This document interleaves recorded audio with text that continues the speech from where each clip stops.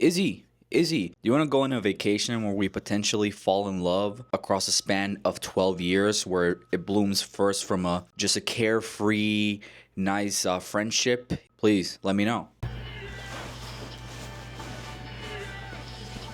Oh, okay. Sounds good. So I guess before me and Izzy go on vacation, I'll do a quick review of The People We Meet on Vacation by Emily Henry.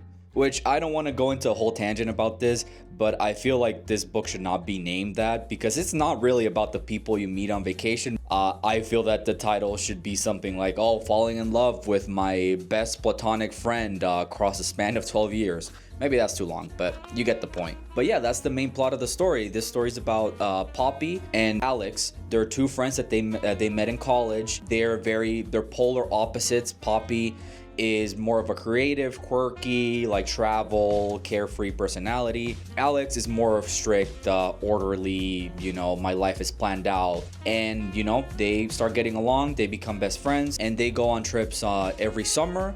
But yeah, this all is written from Poppy's perspective, and I will say the formatting, in my opinion, is kind of weird because it's written in a way where a chapter is set in the present, and then we also get a chapter in the past. So it's like jumping on from timeline to timeline from like when they first met, and then we go back to the present. Then it's like the summer, the first vacation they had, then go back to the present.